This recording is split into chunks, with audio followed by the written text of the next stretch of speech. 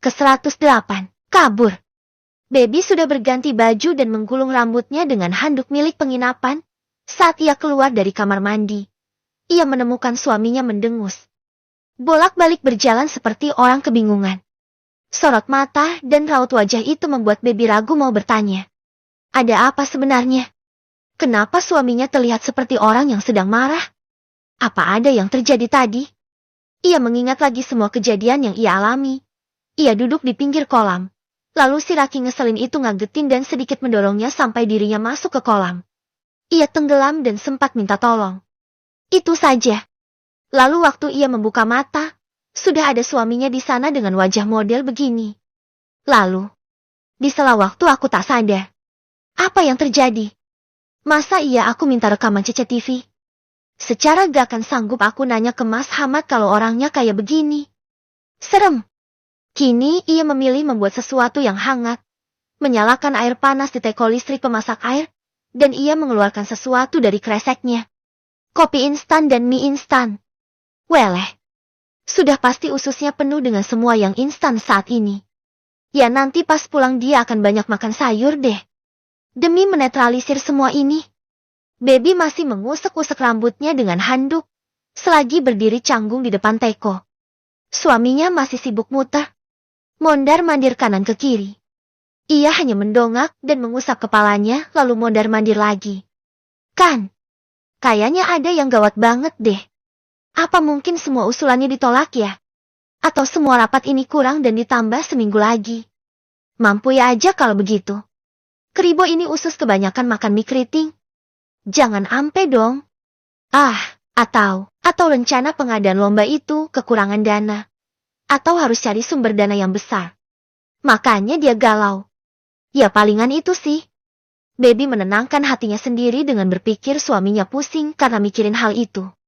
Karena usulan dan rapat itu, bukan karenanya. Kopinya sudah selesai, juga mie instannya. Ia membawa kopi itu dan cup mie yang sedang diproses ke meja. Makannya di meja aja. Kan ada pas suami. Ya gengsi dikit lah. Ia menunggu dengan tenang, sembari sesekali menyeruput kopinya. Waktu ia intip dan mie-nya sudah masak. Ia tersenyum lebar dan bersiap mau makan. Haf, abis tenggelam kok lapar banget. Brak. Jantungnya hampir copot saat meja digebrak oleh Hamad. Baby mendelik dan menatap ke arah Hamad bingung bercampur takut. Ada apa? Saking kencangnya kuah mie instannya sampai berjatuhan di sisi kemasannya. Untung ini meja gak rusak. Kenapa pakai gebrak sih? Kamu masih bisa setenang ini setelah semua yang terjadi di bawah? Baby, ucapnya mengamuk, model preman yang ngancam di pinggir jalan.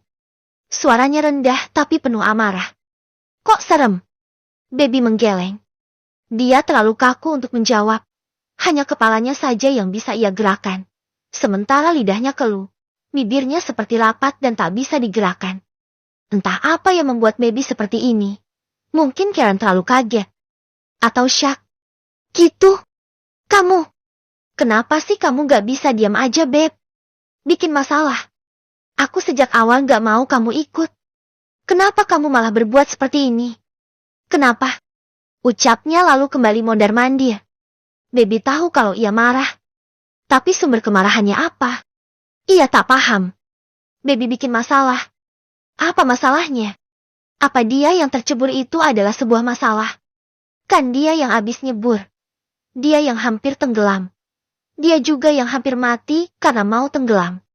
Kok dia yang dimarahin? Juga. Bukan Mas Hamad yang nyelamatin dirinya. Tapi kok malah dia yang dimarahin? Atau, wah Ait, kalau bukan Mas Hamad yang nolongin aku, berarti Raki. Baby mengangguk, teori ini yang paling dekat. Lalu apa yang mungkin dilakukan Raki sampai membuat Mas Hamad sengamuk ini? Apa yang buat dia marah? Apa karena? Tapi gak mungkin. Ya gak mungkin aja kan. Si Raki bikin napas buatan di depan banyak orang dan disaksikan sama Mas Hamad. Gak mungkin. Baby menunggu apa lagi yang akan dikeluarkan dari mulut suaminya yang kini tertutup rapat minsrat itu.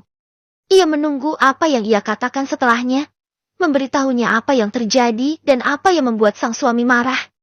Karena Hamad tak kunjung bicara, dan malah berdiri di depan jendela dan menatap ke depan. Tak bicara apapun, kini Baby yang berdiri.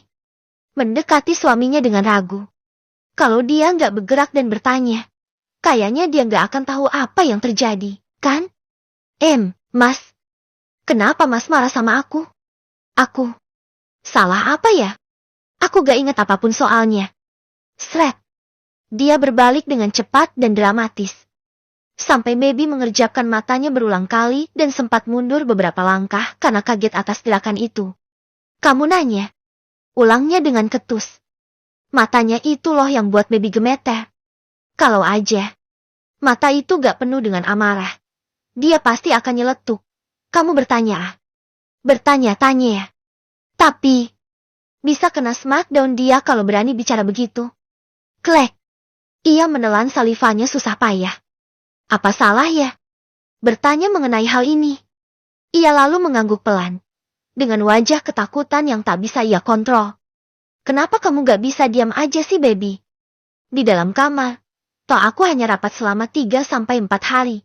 Setelahnya aku bebas dan bisa temani kamu. Kenapa? Kenapa kamu gak bisa diam aja di kamar? Kenapa kamu itu pakai suka keluyuran terus? Kenapa kamu gak bisa dikontrol sama sekali? Kenapa? Kenapa? Ya karena aku bosan. Balasnya nyeletuk. Terlepas ia takut dengan sang suami. Ia merasa dirinya gak salah.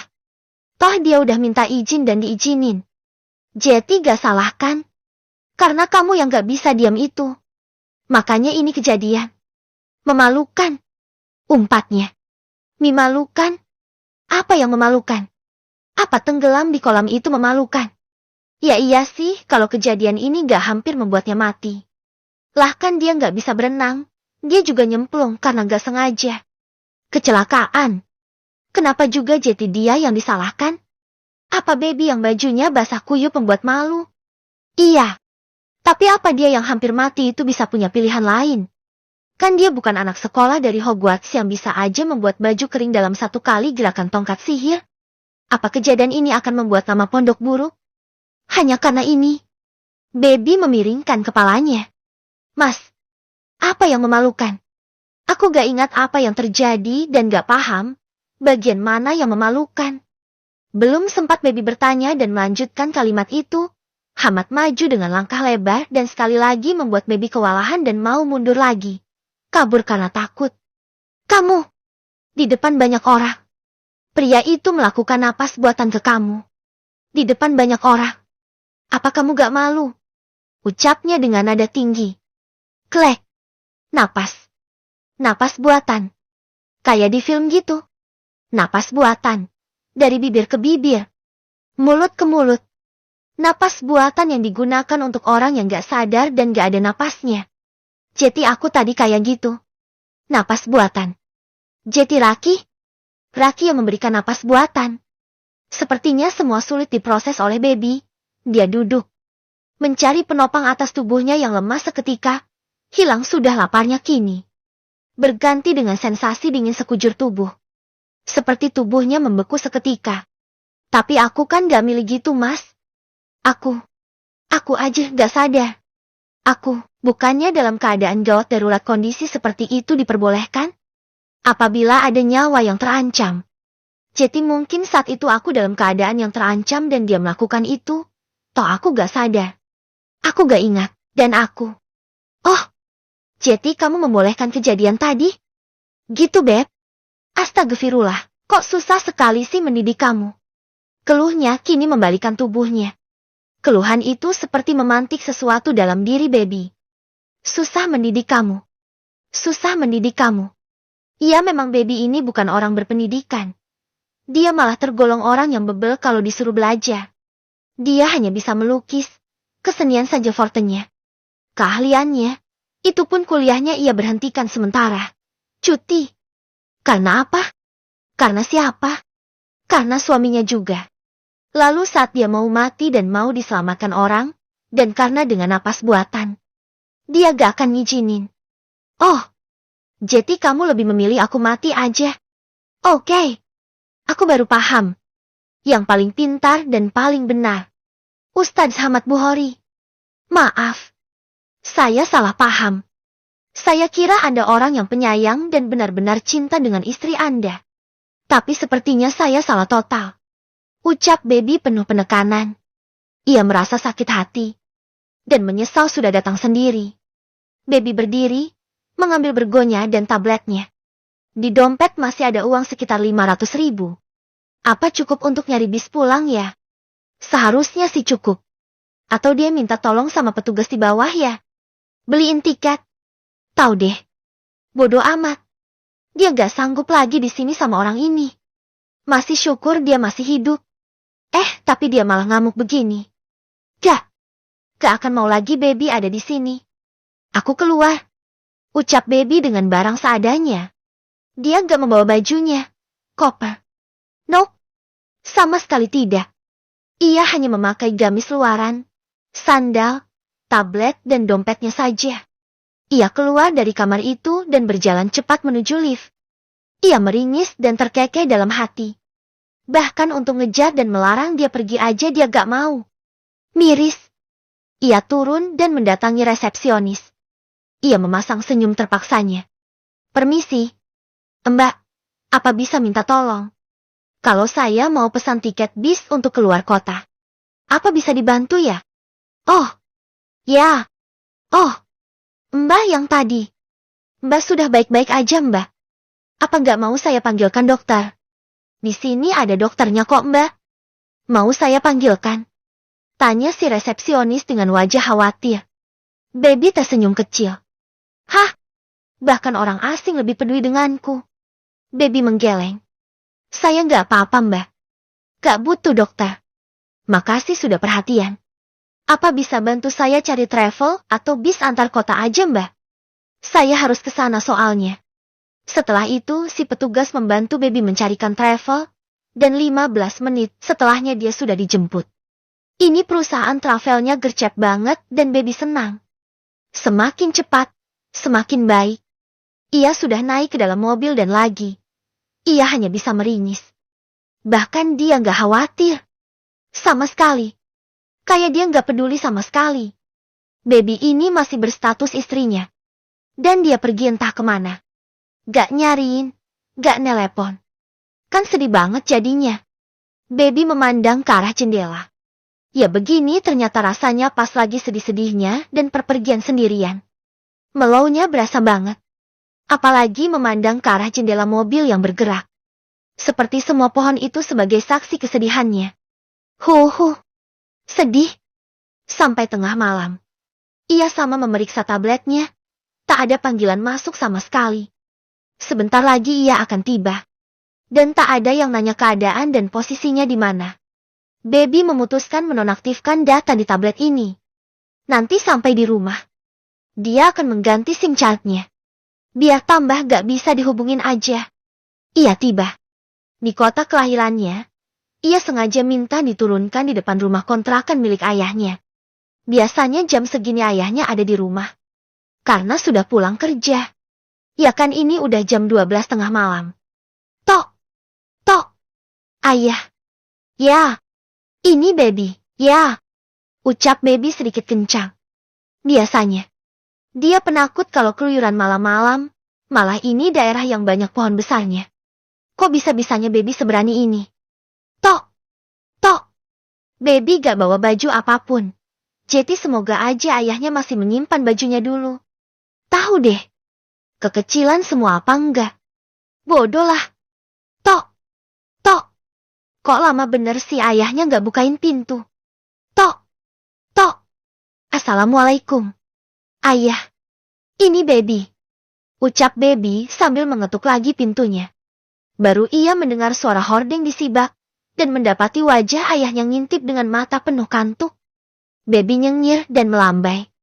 Ya, bukain apa? Ini Baby kok. Keluhnya. Kamu orang apa bukan? Ayah, apaan sih? Ini Baby kok. Coba ngaji. Pinta ayahnya masih dari balik jendela kaca. Matanya memandang Baby takut. Dikira setan apa aku ya?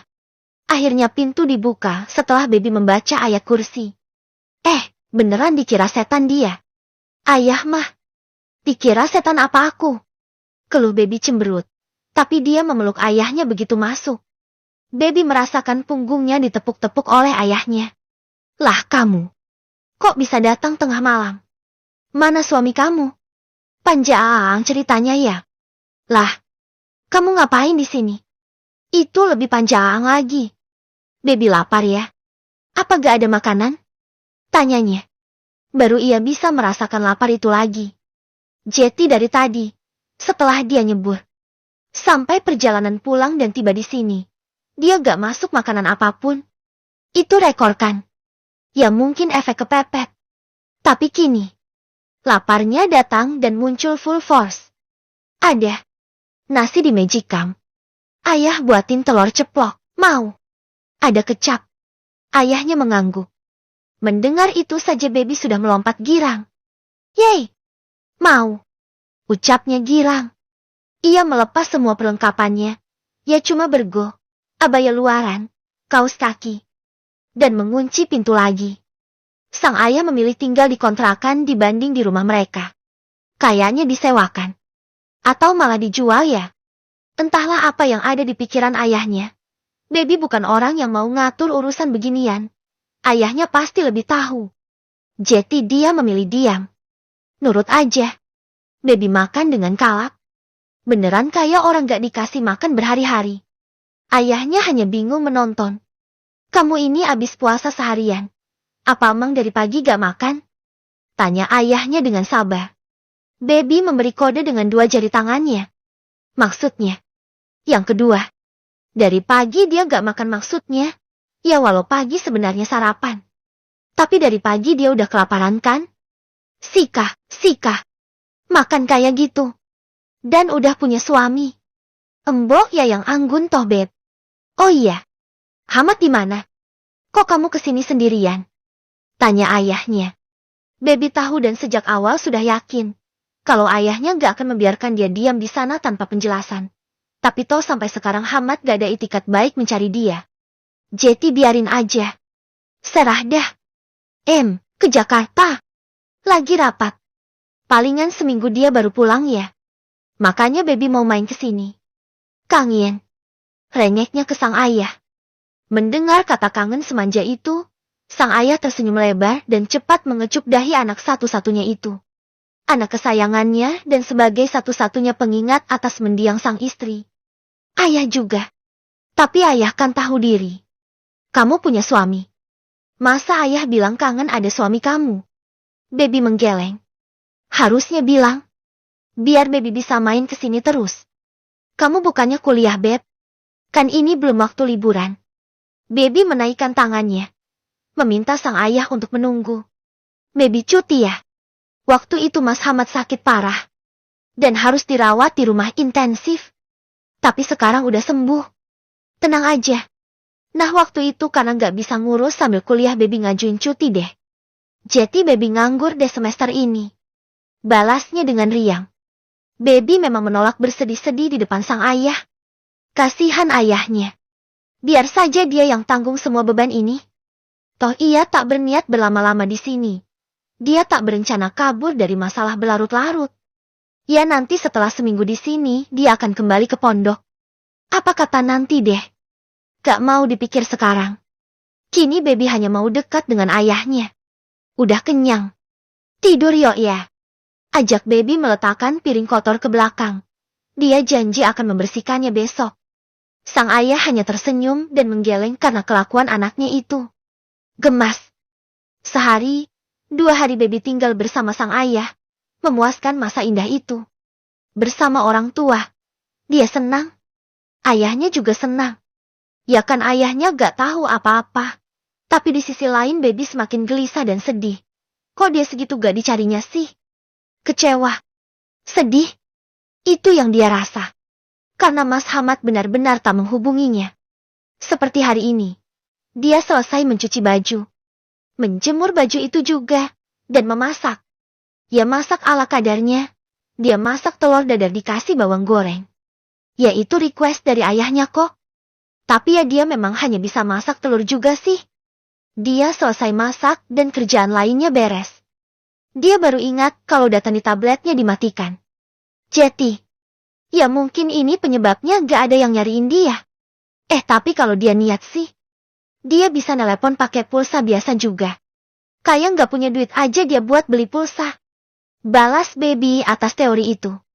Intinya Hamad gak ada kemauan mencari dirinya. Baby menyalakan kembali data di tabletnya, agar semua pesan dan kalau ada panggilan via aplikasi WhatsApp bisa masuk. Ia meletakkan tablet itu dan membiarkannya loading. Ya kali aja ada banyak notif. Banyak notif apaan? Hanya 2 miss call dari Gus Hanan. 5 miss call dari nomornya Dijah. Dan 1 pesan dari Dijah. Itu saja. Segitu gak pentingnya aku di hidup ini. Orang tua juga tinggal 1, sahabat Dijah doang. Suami. Model begitu. Keluhnya menduma sendiri. Ia membuka satu-satunya pesan yang masuk dari Dijah. Baby, kamu di mana? Itu saja isinya. Pesan ini dikirim kemarin. Jetty ada 2 kemungkinan. 1. Hamad menelepon Gus Hanan dan bercerita kalau Baby pergi, atau kedua. Hamad pulang ke pondok sendirian dan cerita. Walau, pada akhirnya dia akan kembali ke pondok lagi, dan bertemu dengan mereka. Khususnya Hamad. Rasanya Baby masih belum cukup di sini. Biar aja dia sendiri dulu. Biar dia yakin, mau dibawa kemana pernikahan ini. Baby tak menggubris sama sekali pesan itu. Ia melanjutkan aktivitasnya. Yang mostly adalah nonton drakor. Mending nontonin Lee Min Ho sama si Kang Min Hyuk aja yang tiba-tiba jadi cowok super cool di drakor. Kia. Low. Sampai keesokan harinya, ia dapat pesan lagi dari Dijah.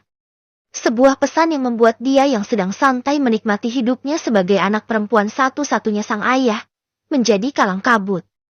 Isi pesannya adalah, Hamad menuju rumah ayahmu, Beb. Selesaikan masalah kalian.